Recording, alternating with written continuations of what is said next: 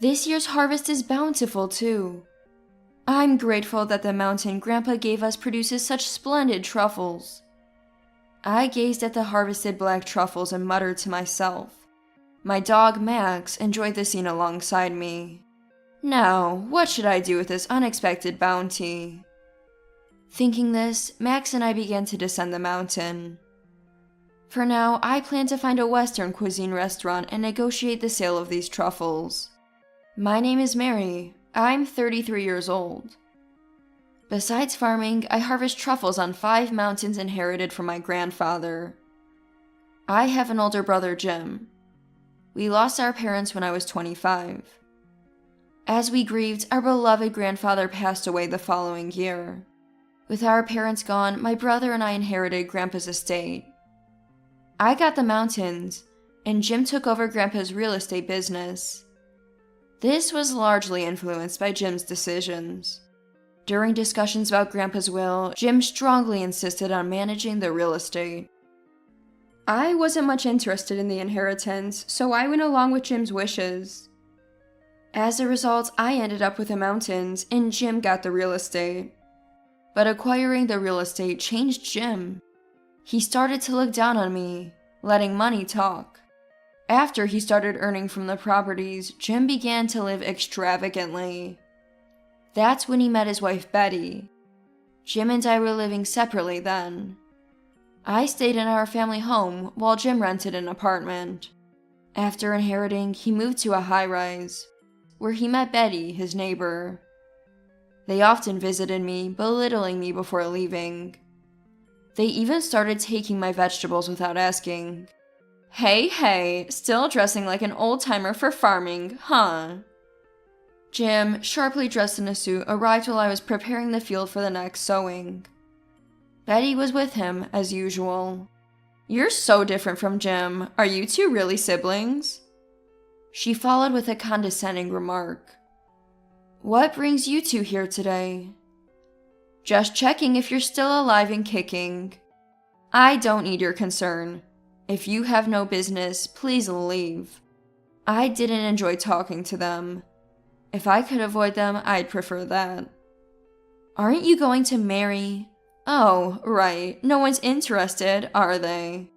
I'm not particularly interested. I prefer working. Come on, don't say that. It's better to admit you can't find anyone. She's the same age as me, yet she acts superior around my brother. I met Betty's in-laws only once at their wedding. They were polite, unlike her. I wondered if it was her nature or if Jim influenced her. But I knew I didn't want anything to do with them. That's not the case. Think about it from our side.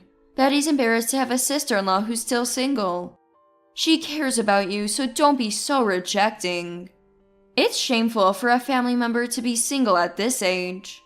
I wanted to yell and send them away, but I held back, sensing it would only lead to more trouble later.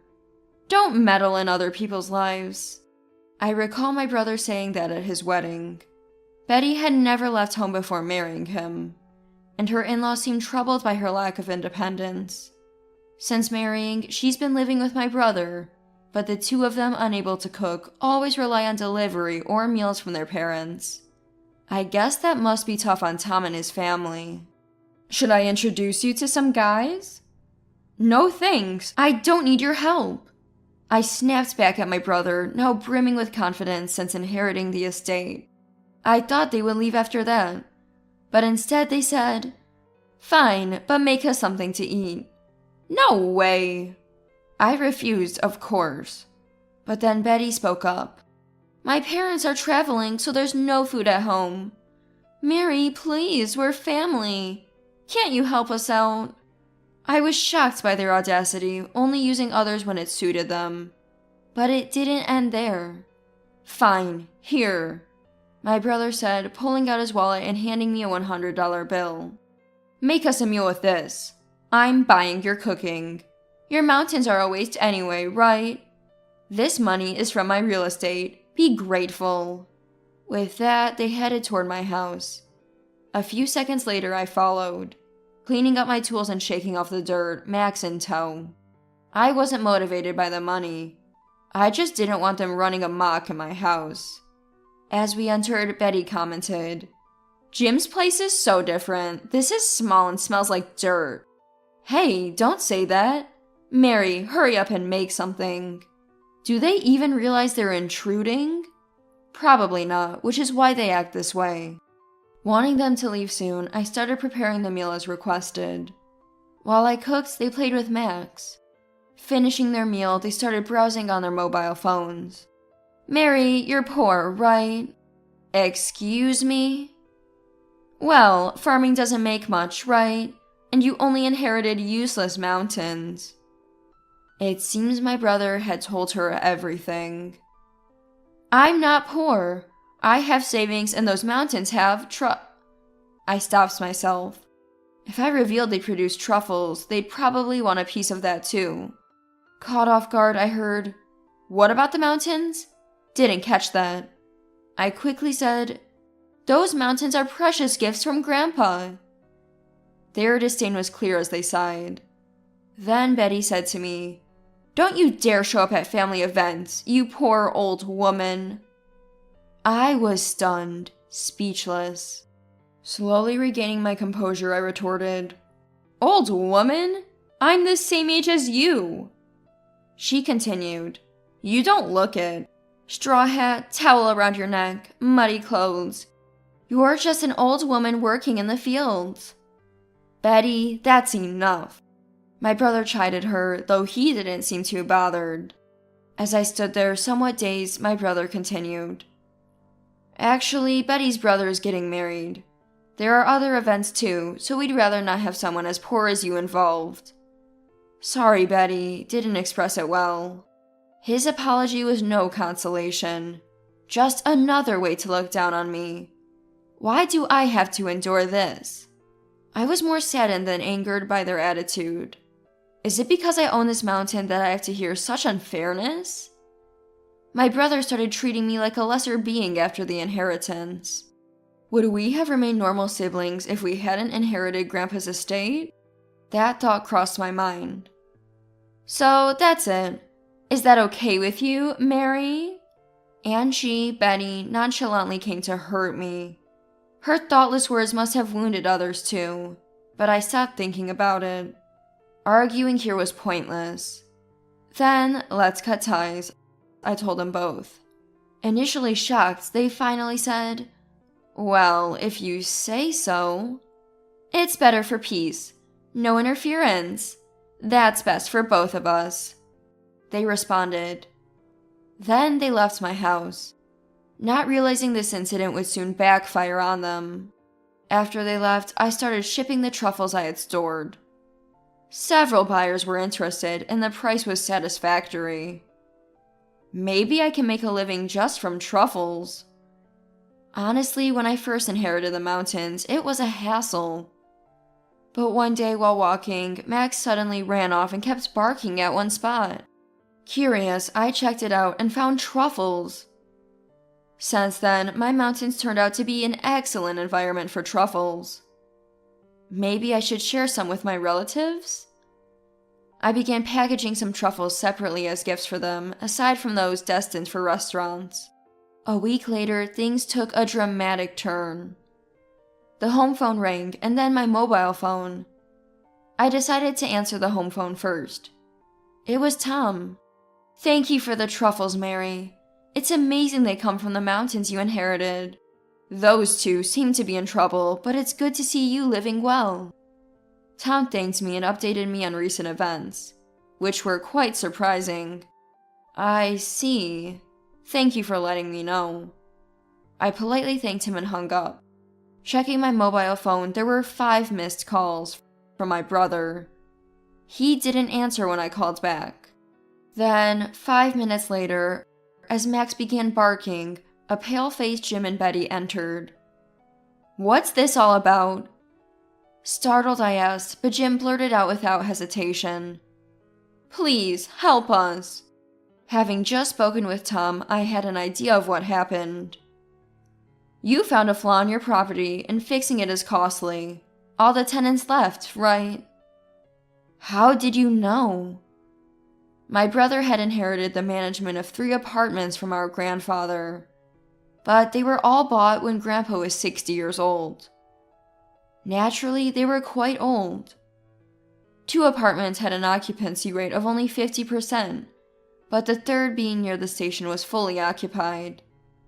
However, a significant crack was found in the walls of that apartment.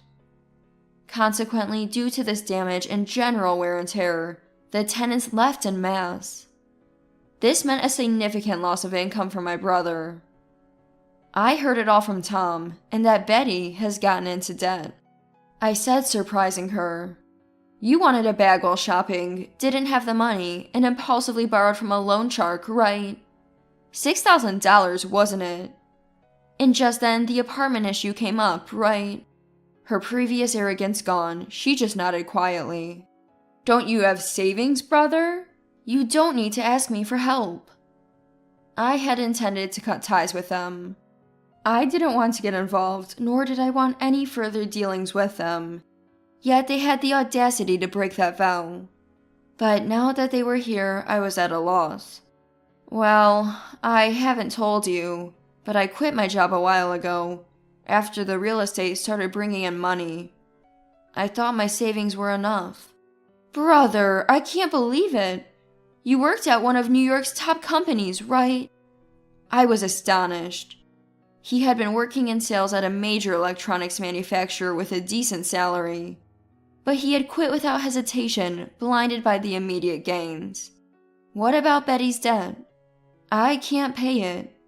Then sell the bag you bought. When I suggested this, her face fell even more.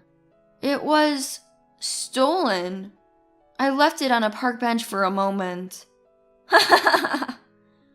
I couldn't help but laugh. Immediately, my brother scolded me. How can you laugh? Betty is suffering. Well, it's just one misfortune after another. And weren't we supposed to have cut ties? That's temporarily void. What a self-serving argument. I was appalled by their audacity. Please, lend us some money. No. I firmly rejected her plea.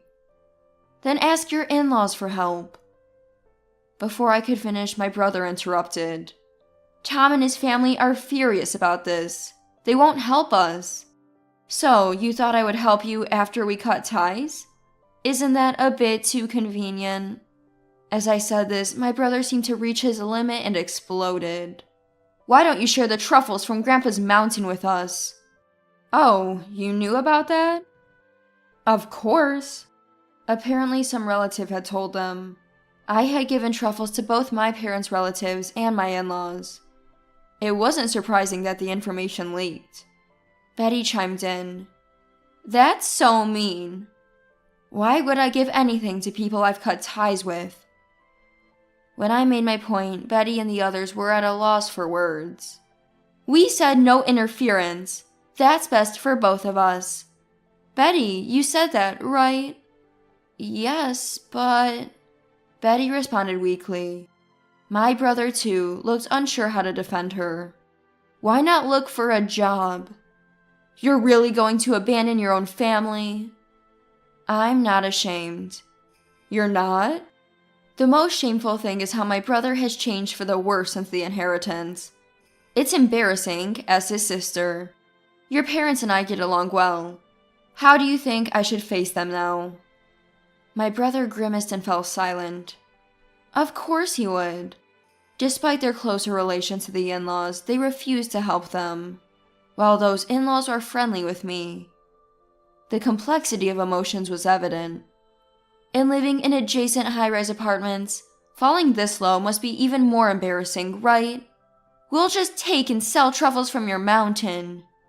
My brother resorting to drastic measures, but I coldly responded. That's theft. The ownership of this mountain is legally mine. You pushed it onto me. If you do anything without my permission, I'll report it as theft. What should I do then? Jim. He seemed to give up, lost for words. You're obsessed with status. Why not live within your means? You have a background in a major company. Then my brother said weakly, I'm going to leave Betty. What are you talking about all of a sudden? Well, it's obvious. Your debt is ruining our future. I'd rather be with my sister than you. What? He seemed desperate, even saying something so extreme. I was shocked. Is this what marriage is? You once bragged about it to me. If it leads to an end like yours, I'd hate it. What did you say? That's terrible. If you're going to leave so easily, you shouldn't have married. And don't use me as an excuse to run away. Be responsible for your words. I want nothing to do with you in the future. They had no response. The sudden marital dispute quieted down. Why did I? If only I knew about the truffles, I'd have chosen the mountain, not those old apartments. My brother lamented, collapsing. Seeing him, Betty began to cry, helpless. They left my house in a pitiable state. However, bad luck continues for an interesting amount of time. My brother, who valued status, drove a luxury sports car. But on the way back, he crashed into a wall on a sharp curve, shaken. Though he survived, the car was totaled. And he had forgotten to update his insurance, so he lost the car. Their lives turned dark. I heard from the in-laws that they didn't divorce but were only a couple in name, moving to a nearby apartment. They sold the inherited property cheaply. My brother had fallen completely. As for me, I expanded into a business using the mountain. I invested my savings and established a campsite, which quickly filled with reservations. My income increased tenfold. My farm, already known for truffles, became famous, and I got more contracts. It seems sharing truffles with relatives who had connections with cooperatives and restaurants paid off. Someone told me about you, they'd say on the phone. My brother, blinded by immediate gains, hit rock bottom, while I, through steady efforts, thrived. Now, I even have someone considering engagement. I plan to live my life at my own pace, steadily moving forward.